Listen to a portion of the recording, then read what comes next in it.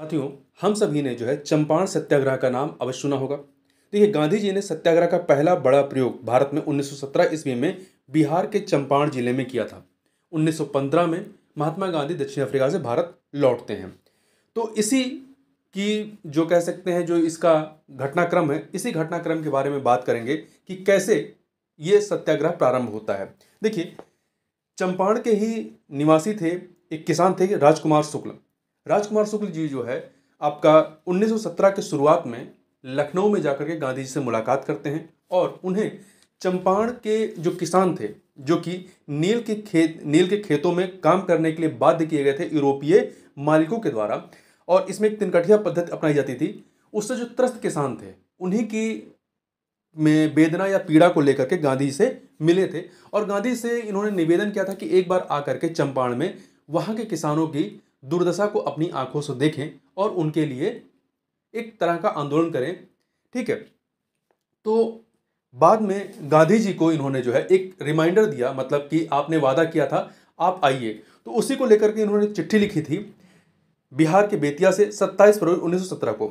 ये चिट्ठी में इन्होंने क्या लिखा था उसी को यहाँ पर देखेंगे। ये वास्तविक चिट्ठी है जो राजकुमार शुक्ल जी के द्वारा महात्मा गांधी को लिखी गई थी। देखिए, काफ़ी अच्छी शब्दावली का ऐसा प्रयोग है। मान्यवर महात्मा, किस्सा सुनते हो रोज औरों के, आज मेरी भी दास्तां सुनो। आपने उस अनहोनी को प्रत्यक्ष कर कार्य रूप में परिणत कर दिखलाया जिसे टॉलस्टॉय जैसे महात्मा केवल विचार करते थे। इसी आशा और विश्वास के वशीभूत होकर हम आपके निकट अपनी राम कहानी सुनाने के लिए तैयार हैं। हमारी दुख भरी कथा दक्षिण अफ्रीका के उस अत्याचार से जो आपके अनुयायी वीर सत्याग्रही बहनों और भाइयों के साथ हुआ कहीं अधिक है।